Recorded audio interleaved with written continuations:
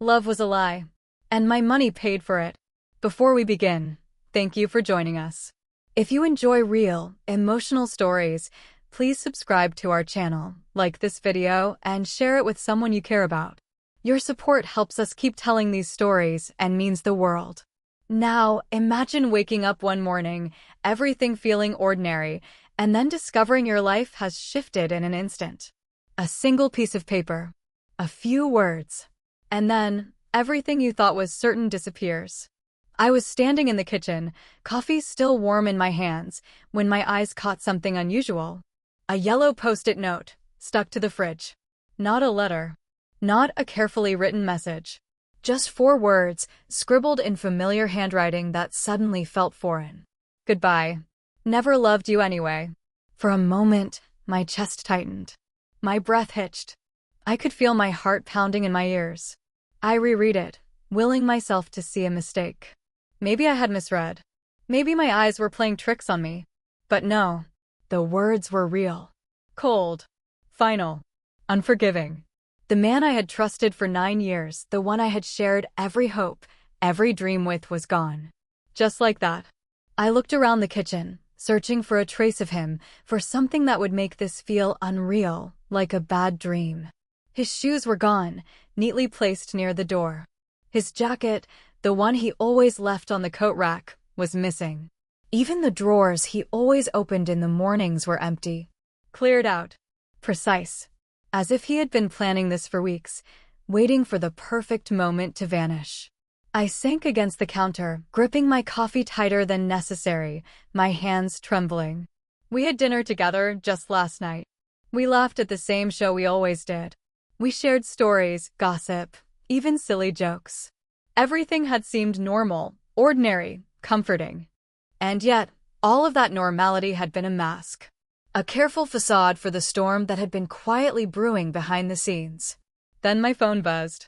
A sound that once would have been mundane, now felt like a warning bell. A bank alert. $3,200 withdrawn from our joint account. I froze, unable to move. My mind couldn't process it fast enough. Another alert. $5,800 gone from our savings. My stomach turned to ice. My hands shook as I opened the banking app, staring in disbelief. The numbers kept changing. Money vanishing into accounts I didn't recognize, disappearing like sand slipping through my fingers. Everything we had built together, the life we had planned, the security we had worked so hard to create, was slipping away in real time. I wanted to scream, to call him, to beg him to stop. But there was no one to call, no one to explain, no one to make it right. In that moment, clarity hit me like a punch to the chest. This wasn't just a breakup. This wasn't just a mistake or a fleeting argument. This was something far bigger. Something deliberate. Something I would have to face alone. And in that terrifying instant, I realized I had no choice but to fight. I tried calling him. My thumb hovered over his name as if I could will him to answer. I pressed the green button. It rang once. Twice. 3 times. Then voicemail. I left a single message, my voice small, steady, trying not to tremble. Please call me. Silence swallowed the rest. I texted. Short messages first, then longer ones as panic edged in. Where are you? Are you okay? Please tell me this is a joke. Read receipts. Delivered. No responses. No typing indicators. Just that cruel little timestamp saying the message had reached him and nothing more. I called again. And again. Every unanswered ring felt like a tiny fracture opening wider inside my chest. Phones have a way of making absence sound loud. Then I tried other ways. His social accounts, last active days ago. His friends, one gave me a polite, stilted, I don't know, another asked if I was sure I wanted to know.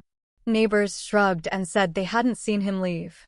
The house was eerily ordinary, which somehow made everything feel more unreal. My instincts screamed at me to act. Every small delay could mean another transaction, another withdrawal, another step in whatever plan had been set in motion. I told myself, do not let this become a story about what you lost. Make it a story about what you will take back. So I documented everything. I opened my phone and started a new note. Timestamped each alert as if timestamps could anchor the chaos. 11:03 a.m. Post-it found. 11:05 a.m. First alert. $3,200 joint account. 11:08 a.m. Second alert. $5,800 savings. I took screenshots. One after another, the glossy rectangles capturing the stark lines of numbers as they changed. I photographed the yellow note on the fridge, the empty drawers, the threadbare shoes by the door. I photographed the empty jacket on the hanger, everything that proved the ordinary life had been emptied out. I wrote names down, account numbers, merchant codes I didn't recognize, email headers that looked like they had been conjured to confuse me. Every strange message I had ignored before suddenly mattered. A half-sent email, a notification from a website I hadn't used in years, a password hint I no longer trusted. I called the bank. A polite voice asked for verification. I recited account numbers as if on autopilot, then tried to explain through a voice that was starting to sound foreign to my own ears. I think someone's transferring money out, I said. Please freeze anything suspicious. They put me on hold. Elevator music queued up like a cruel metronome while I waited, pressing my phone to my ear like a lifeline. Friends sent messages. Are you okay? Come over. Call me if you need anything. Their kindness warmed and worried me at the same time. I didn't want to be coddled. I wanted answers. I wanted movement. I wanted proof that this was reparable. As the day stretched on, tiny pieces began clicking into place. A merchant code linked to a payment processor I'd never used. An email address that traced back to an account created under a slight variation of his name. A pattern of small, seemingly random withdrawals that then funneled into one central account. It was the kind of pattern you only see if you look long enough, if you force your eyes to hold on to the details others dismiss. I printed what I could. Paper feels more real than pixels. I spread the pages across the dining table like evidence in a case file. Red pen to circle amounts. Sticky tabs to mark dates. It looked like work, methodical, prosecutorial work, and doing the work steadied me more than anything else. There were moments when doubt crept in. Had I missed signs? Were there arguments I'd brushed off as stress? Was the life we had built a performance he could walk away from at any moment? I allowed myself grief in measured doses. Grief for the laughter we'd shared, grief for the quiet breakfasts, grief for the future I had once sketched in my head. But grief didn't mean surrender. Grief sat beside me while I worked. At times, fear tried to take over. The house felt too quiet. The bed too large. The empty side of the closet seemed to mock me with its emptiness. But fear was useful when it sharpened my focus. It forced me to move faster, to double-check, to cross-reference. I reached out to someone who understood these things, an accountant friend, used to untangling financial webs. She didn't ask for drama. She asked for facts. I sent her screenshots, transaction histories, the little trail of breadcrumbs from our accounts to unknown places. She replied with clear steps: freeze the cards, issue fraud reports, contact law enforcement if necessary, change shared passwords, and secure any accounts linked to the joint finances.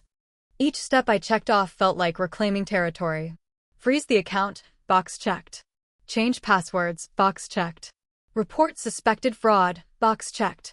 With each action, the panic loosened into something else, a steady, cold determination you feel in your bones. Evenings in that first week were spent in interviews with myself. I replayed timelines aloud, tested hypotheses, and asked the hard questions. When did the transfers begin? Who had access to the passwords? Were there backdoors I hadn't noticed? The answers came slowly, puzzle pieces that needed time and attention to fit. Neighbors asked if I needed help with groceries. An aunt offered to sit with me. My brother said, "I'll come by." The offers of help were a cord thrown across uncertain water. I took them when I needed rest. I accepted company when the house felt too large for one person. But the bulk of the work was mine. And all the while, beneath the rising stack of emails and transcripts, beneath the dull ache of betrayal, a resolve hardened. The more I documented, the clearer the pattern became. The more I traced, the less powerful the unknown felt. It wasn't just a note. It wasn't just the money. It was a A cold, measured sequence of moves meant to destabilize me, to strip away security before I could react. But the plan had only one weakness. It relied on my silence, my paralysis, my disbelief. I would not give it that. I stared at the spreadsheets, at the printouts, at the sticky tabs blinking with circled amounts, and I made a vow in the quiet of my kitchen. I would follow every lead. I would document every irregularity. I would not let this define me. I was not going to let it define me. I started tracing every transaction, line by line, hour by hour. There is something unsettling about watching your life reduced to numbers, especially when those numbers are disappearing. I called every bank representative who would pick up. Some spoke kindly, trying to reassure me as they checked each entry. Others sounded bored, like my crisis was just another item in their long morning queue. But each call mattered. Each small detail they provided helped me build a map that pointed to a truth I wasn't ready for, but needed to face. I contacted cybersecurity experts online. I asked them to walk me through permissions, account histories, hidden access points. I learned things I never wanted to know. How easy it is to create a mirror account. How personal data can be harvested quietly. How someone can pull away your security one login at a time, right under your nose. I dug into accounts I hadn't opened in months, old savings accounts, store credit cards, dormant investment apps. And to my horror, there were signs. Tiny withdrawals. Small transfers made late at night. Amounts insignificant enough to ignore, until you line them up in a row and realize they were building to something. He had been testing the system. Testing me. It wasn't spontaneous. It wasn't emotional. It was calculated. Every clue led to another. One breadcrumb after the next, a trail I didn't even know I had been walking on for years. Password resets. Forwarding addresses. Alternate emails that looked almost identical to his primary one, except for a tiny change, a number added, a letter replaced. A digital version of him operating in the shadows, preparing the escape while I slept beside him. Questions flooded my mind. Had he planned this all along? Were our vacations just alibis for his withdrawals?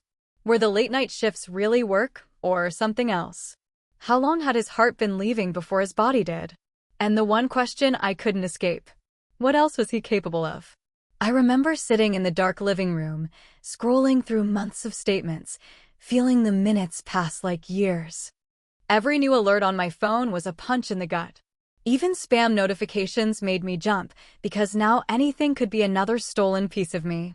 The betrayal wasn't just financial. It was psychological. He hadn't just left, he had tried to erase me. To remove my name from the life we built and replace it with his alone. One night, I found something that changed everything.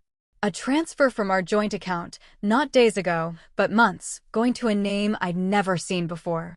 3 digits repeated across different accounts. A phone number I didn't recognize linked to our credit card. A P.O. box registered out of town. All pointing to someone or something else involved. And suddenly, it wasn't just about loss. It was about deception. Layers of it. Hidden in plain sight, waiting for the day he finally walked out and didn't look back. I stared at the screen so long my eyes blurred, but I refused to blink, because blinking meant missing something. Blinking meant letting him win. Blinking meant believing I was powerless. And I wasn't. Not anymore. I printed fresh documents, added new pages to the growing pile of evidence, and placed a sticky note on top. Find the connection. Because one thing had become painfully clear. He didn't vanish overnight. He vanished piece by piece, right in front of me. And now, I was going to collect every piece back. One way or another. I felt a mixture of anger, fear, and disbelief, swirling together like storm clouds in my chest. Anger first. Sharp, slicing through every thought. How could someone I trusted so completely, someone I had shared every joy and every sorrow with for 9 years, betray me in this way? How could he leave behind nothing but a cruel forward note? Fear followed, icy and insistent. It crawled along my spine and tightened around my chest. What else had he done? Was it only money he had stolen? Or was there more I hadn't yet discovered, more he had hidden in the shadows? Disbelief weighed heaviest of all. It pressed down like a physical weight, suffocating in its intensity. The life I had believed in, my marriage, my home, my future, had all been an illusion. Every routine, every shared glance, every mundane conversation now seemed suspicious, a mask hiding a hidden agenda I hadn't suspected. I sank into a chair, gripping the arms as though they could anchor me to reality. The quiet of the house amplified every thought, every heartbeat. Even the ticking of the kitchen clock sounded accusatory, marking the passage of moments I couldn't get back. Every corner of the home was a reminder of what had been lost, or perhaps what had never truly existed. And yet, beneath the raw, searing hurt, something unexpected began to grow. A quiet, insistent, unrelenting determination. It started as a whisper, almost drowned out by the rage and panic. I will not let this break me. Then it grew louder, like a rising tide pushing back against a current that had been trying to sweep me away. If he thought leaving me would crush me, he was wrong. I replayed every memory in painstaking detail, almost obsessively. Every smile, every conversation, every laugh we had shared. Even the little moments, the quiet evenings curled up on the couch, the morning coffee we shared, the playful teasing during our dinners. Had it all been a lie? Or had he simply changed? The question spun around in my mind, relentless and sharp. For hours, I let them consume me. I let tears fall in the stillness of my home. I let frustration, grief, and heartbreak wash over me in waves. But even in that grief, a spark of clarity appeared. And then it hit me, a revelation that would shape the next weeks, months, perhaps years of my life. I didn't have to be a victim. I could choose how this story ended. I could sit and let it define me, or I could define myself. I could allow the betrayal to dictate my future, or I could act, take control, and reclaim what was mine. The first nights were long and sleepless. I lay awake staring at the ceiling, going over everything: conversations, finances, subtle behaviors I had ignored, patterns I hadn't noticed. I visualized every possible path, every scenario. I imagined confronting him. I imagined going through every account, every transaction, every email, every hidden corner where he might have left traces. Step by step, the abstract anger and fear began to transform into action. The trembling in my hands slowly gave way to a steady, deliberate rhythm. I could feel my mind sharpening, focusing, cutting through the emotional fog. And with that clarity came a plan not born of revenge, but of necessity. I began cataloging everything. The stolen money, the alerts, the suspicious transactions, the unusual emails I'd ignored. I created folders, notes, spreadsheets, screenshots, every digital breadcrumb he had left behind. Each one was a small victory, proof that I could see what he couldn't hide. I reached out to friends who could help. Some were hesitant, unsure what they could do. Others were fierce allies, ready to offer advice, guidance, even a shoulder to lean on. I realized then that strength isn't built in isolation. It's built in collaboration, in assembling the pieces others can provide to help you rebuild what was taken. Every night, I reviewed the day's discoveries. Every revelation, no matter how small, added weight to the growing clarity in my mind. And with every fact uncovered, my anger was no longer aimless. It became fuel. Fuel for precision. Fuel for strategy. Fuel for the knowledge that I was reclaiming control. I learned to let go of the panic that threatened to paralyze me. I reminded myself that fear has power only if you allow it to. I reminded myself that anger only serves you when you channel it.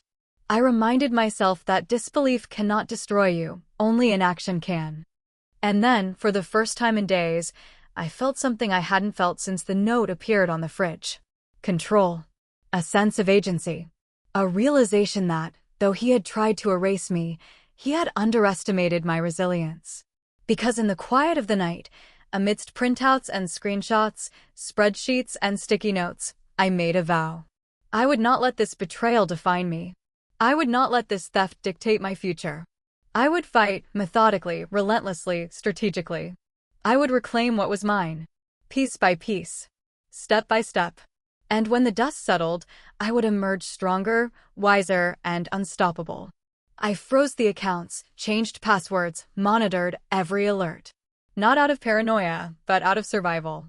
Because every single second that passed, something else could disappear. I sat with bankers who spoke in codes and terms I had never heard before. I stared at spreadsheets like they were crime scenes. Transaction histories became timelines of betrayal. I reached out to cybersecurity experts, people who could trace fingerprints left in digital shadows. They dissected every login, every transfer, every anomaly.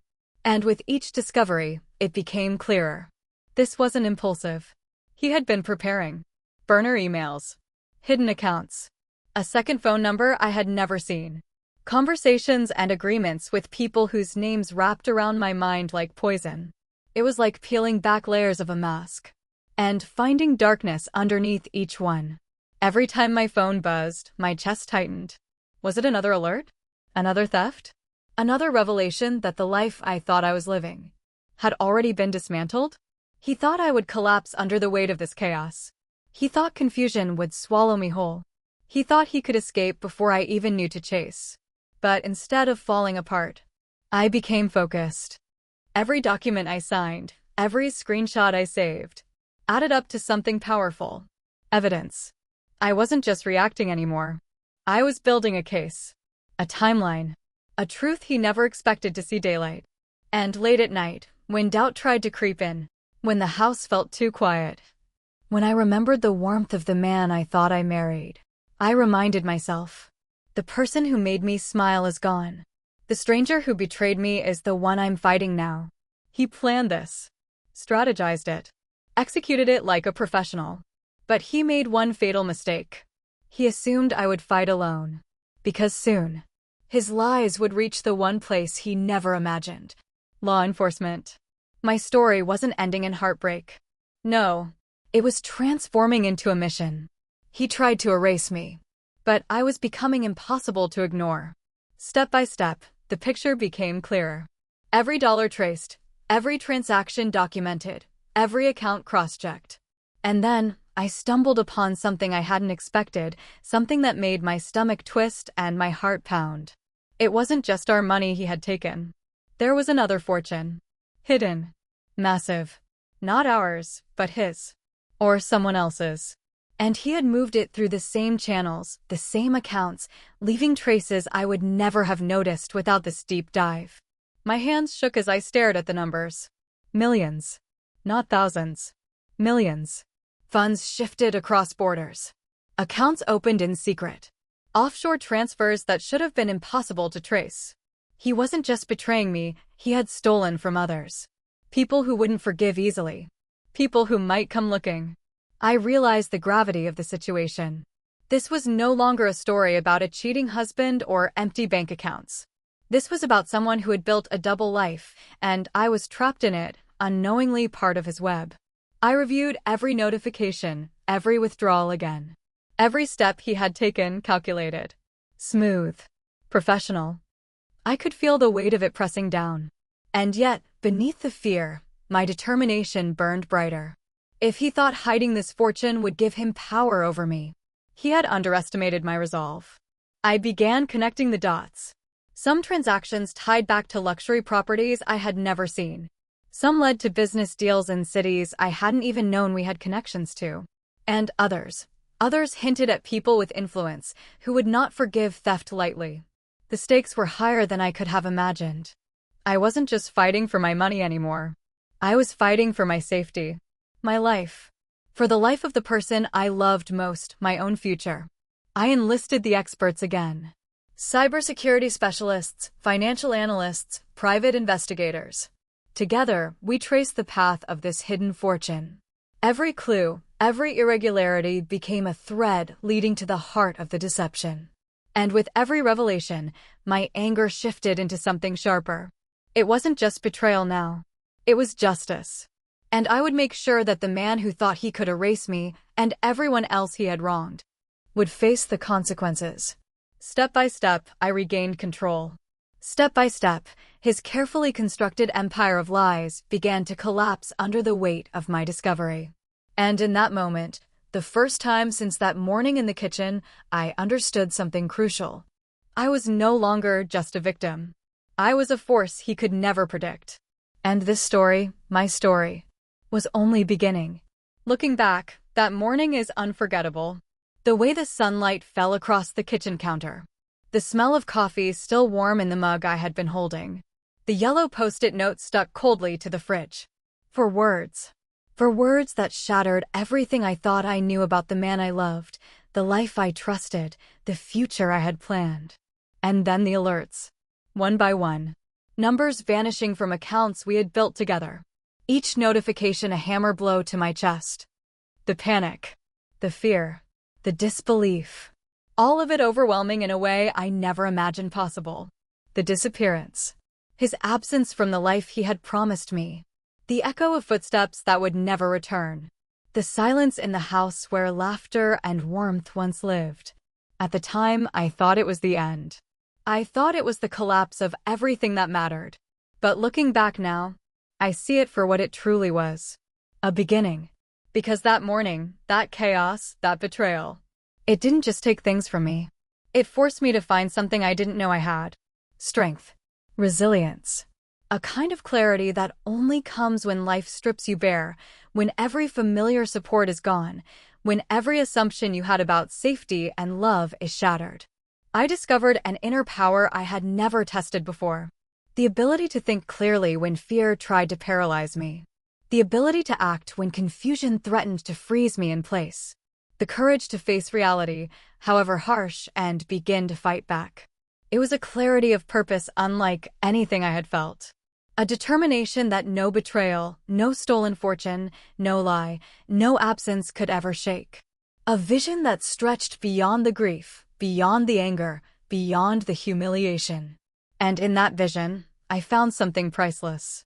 Not money, not revenge, not the satisfaction of proving him wrong. I found myself. I found the woman who would not be erased.